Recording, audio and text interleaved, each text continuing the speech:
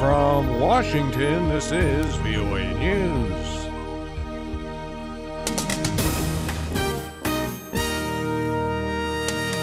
International donors pledge new aid in the billions for those affected by Syrian conflict.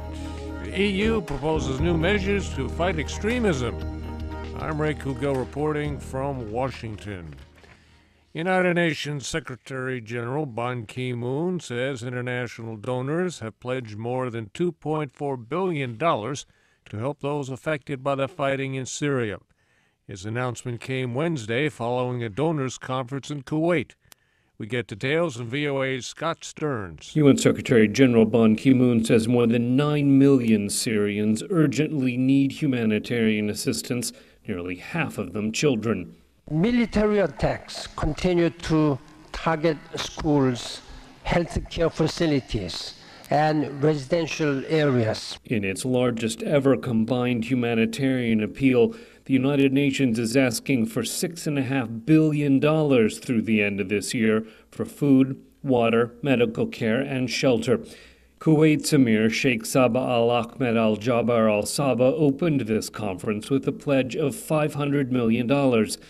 Scott Stearns, VOA News, Kuwait City.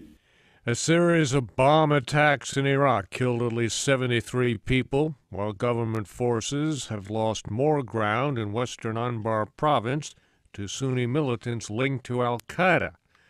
Iraqi Prime Minister Nouri al-Maliki appeared on state television Wednesday to say the war on terror and al-Qaeda will continue to keep the violence from spreading.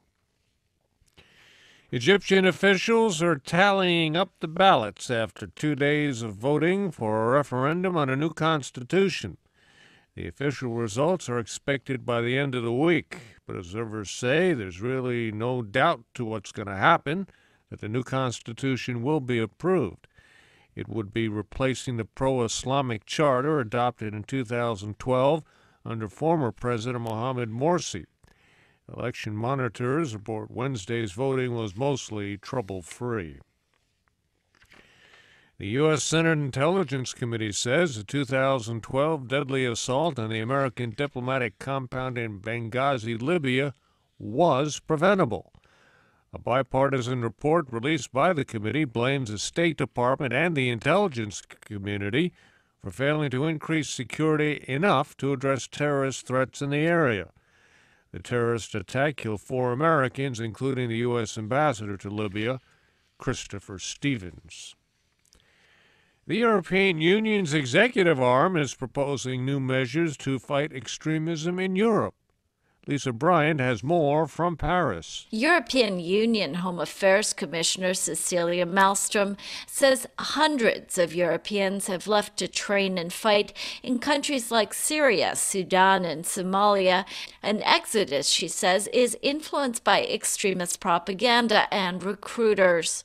We estimate that more than 1,200 Europeans have so far left, and the number is growing. Some, not all, these young men have joined groups with terrorist agendas.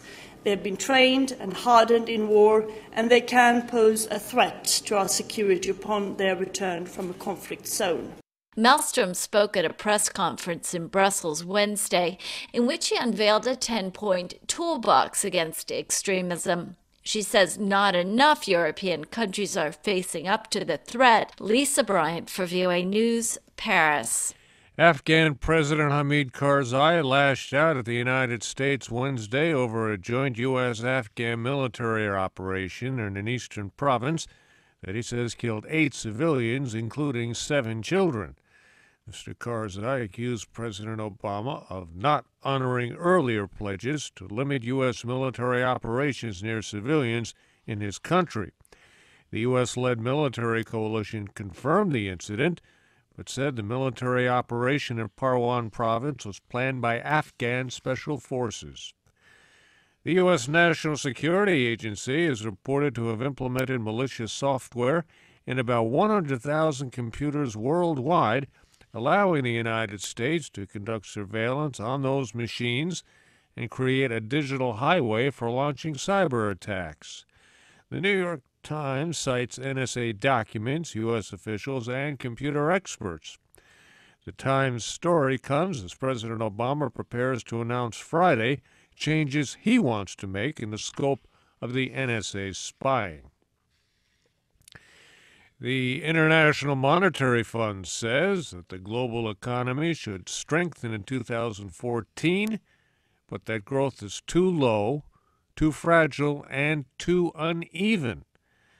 IMF Managing Director Christine Lagarde says that the effects of the 2000 world economic downturn are still lingering, but the global economy advanced in the latter half of 2013, and she says it's likely to improve even further this year. I'm Ray Kougell, VOA News. Details on these and other stories on our website at voanews.com.